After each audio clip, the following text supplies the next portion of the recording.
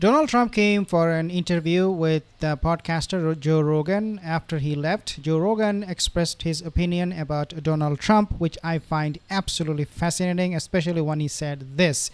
I will play the video exact moment in a second, but let's start with how Joe Rogan felt talking to Donald Trump. Take a look. I got other interests, man. Yeah, Give me the loot. Were you at all nervous for Trump? I was definitely hyped up. I was excited because I wanted to, there's a lot of questions I need to answer. Did you feel pressure? No, pressure? not pressure. Pressure No. mean like make sure you cover everything you want to cover. No. Just like I knew what was important. Did you not prepare for necessarily. it? Yeah. Did you ask him why he was so pro-vaccine? No, I didn't. But I also wanted to be rigid because there was a moment when he brought up the polio vaccine. I was like, oh, I don't want to correct him. I don't want to show like when the. Have you ever seen the chart of when polio actually dropped off when the vaccine was introduced? I referenced it at the very end. It's all bullshit. Yeah, That's a rough one. When you look at the actual there's a bunch of them. Measles is another one. And you look at what actually happened. Vaccine talk as a Exactly. And I don't want to get involved in a podcast where there's a lot of shit I want to get to. I want to know what the fuck is in the JFK files.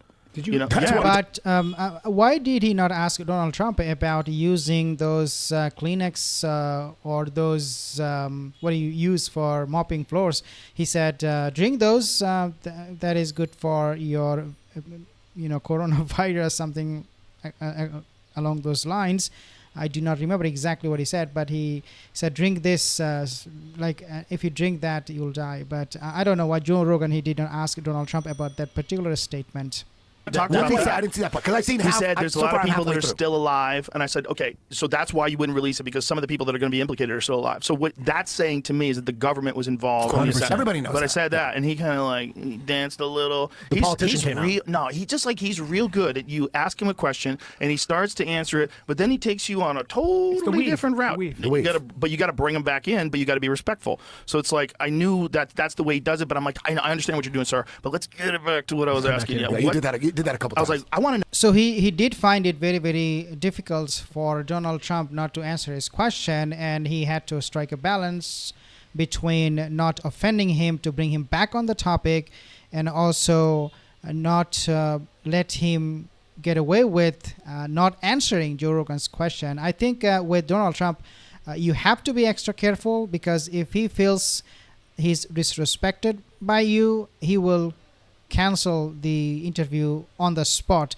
And I think this is what Joe Rogan was trying to strike a balance. Know what that first fucking day is like, and I don't think I really got that answer out of him. I don't think he remembers. I think he does. What I'm talking about is like this feeling of now you have to appoint 10,000 people, and now you have to figure out how this machine works when you've never governed at all, and they don't show you any of that when you're running for president. It's not like a training program. Details. Like, hey, Brendan, you might be president, so we're going to show you. This is how deals get made. I like what he said about John Bolton. He said, yeah, he's a whack job, but you know what's cool about him? When I went to fucking Iran and I had John Bolton, they all knew he was ready to drop bombs.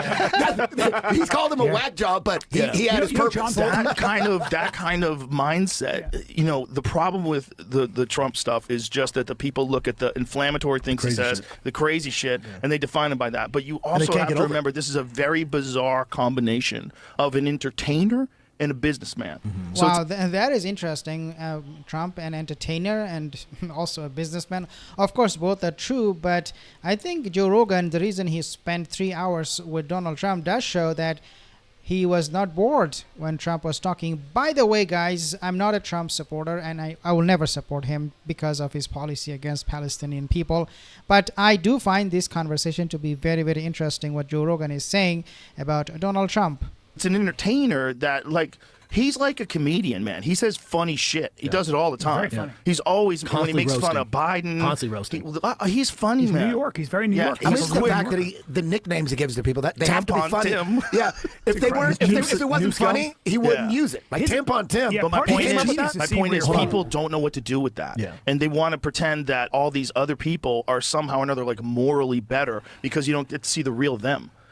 I don't buy that. I don't think you should either. I don't think that's how people really are. I think, and when you see over and over and over and over again the media manipulating things and lying about things to make him seem way worse than he is. Call him Hitler? You should be suspicious. Yes. You should be There's real a reason why they're doing that. Exactly. Joe, They don't want to lose. Of course, this is true. I have to agree with this. Most of the media in the Western countries, they're liberal.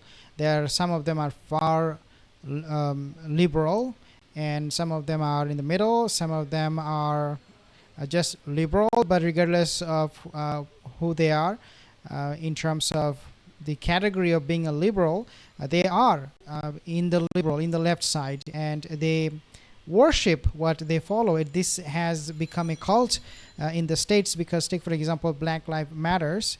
That these people, they have a cult, they have their own way of praying, they are pagan worshippers, some of them. And so I totally agree that Donald Trump will be definitely, for obvious reason, will be portrayed in the media as a evil person. Sometimes he, as Joe Rogan mentioned, and we have seen this, the media compared him with Adolf Hitler, and this is the sad reality of it, that the media is brainwashing people. Again, I'm not saying what Trump has said is 100% true all the time. He's a big time liar too, but there is really no balance when it comes to media propaganda, especially in the States. Lose that job. They're in desperado mode now. Did you have a different perspective after? Like you don't know him well, right? I don't know him at all. But I after literally down for never 3 hours. had a conversation with him other than "nice to meet you, sir." And he complimented me. I said, "Thank you. You're really good at this UFC stuff." Yeah, like no that kind of shit. thing. Like, thank you, But sir. after 3 hours, did you have a different impression of him or no? Yeah. Well, I mean, he's a businessman. Bottom line, he likes making deals. That's what it is. Like, that's his whole thing. And he's got this ability to just keep going. This is what's crazy. Like, the podcast is 3 hours long. Okay, so let's hear what Joe Rogan is saying now, because this is where it get me, and I decided to actually make a commentary on this video. Now Joe Rogan is talking about what Donald Trump did before the podcast, after the podcast. And the podcast, again, it was 3 hours long. Let's take a listen what he is saying. Now, pay attention. The guy didn't pee before the podcast. He didn't pee after the podcast. Maybe he he had a just little left. catheter. Maybe And he was drinks wearing a more diaper. Diet Cokes than me.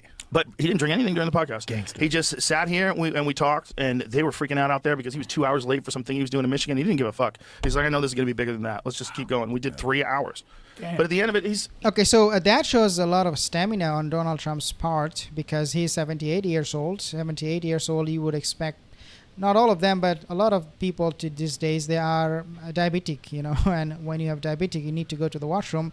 Not maybe necessarily during the show, 3 hours long, but at least before or after, right? But that didn't happen. And so it does show that Donald Trump is a machine. He's working like a machine to win votes and to be back in the office in Washington.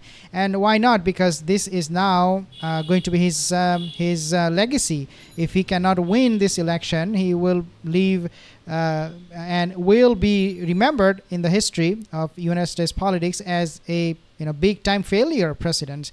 If he does win, then he will do wonders. Whether it is good for the Palestinian or bad doesn't matter, but he's gonna do wonders for both Israel and America. And I say Israel first because this is what it is. Make Israel great again. That is really pretty much essentially the motto of Donald Trump and his campaign. Let's take a listen a little bit more. I don't know him other than the 3 hours that I talked to him when he was trying to be at his best. And right? Kamala Harris has not said yes yet. She hasn't said no either. People keep saying she said no. Her I team's said I smart. would have a conversation with her like a human being. That's all I want to do. That's literally all I want to But do. that's trouble I want to for know her. what is it like to be. I don't even give a fuck about all the stuff she's talked about policies and all these different things. We know her positions. Yep. Like, who are you? Just be real. Who are you? The crazy thing That's right. with That's Kamala exactly- is that's Okay, so looks like Joe Rogan, he wants to have Kamala Harris, and this is why he was not talking trash about Kamala Harris, even though we know Joe Rogan, I mean, what I have heard, I could be wrong, he's a little bit leaning towards the right, but nevertheless, this time he did not actually say anything about Kamala Harris in the sense that she's, the way she's acting, the way media is mocking her, Fox News in this case, he's keeping that option open that maybe Kamala Harris will come and join him in his podcast. And why not? Because Donald Trump, his podcast was watched with Joe Rogan was watched. Last time I checked, it was 26 million times on YouTube, and it could be actually 30 million. Who knows? But the point here is that this is going to be a huge PR platform for Kamala Harris, especially before the election. We will see if she comes. I have my hopes that she will come and then have a conversation with Joe Rogan, and I think that how long that conversation will last, if she does come, whether it will be 3 hours or 30 minutes, will tell a lot about Kamala Harris and her character and how much she is entertaining and or boring. Thank you so much for watching.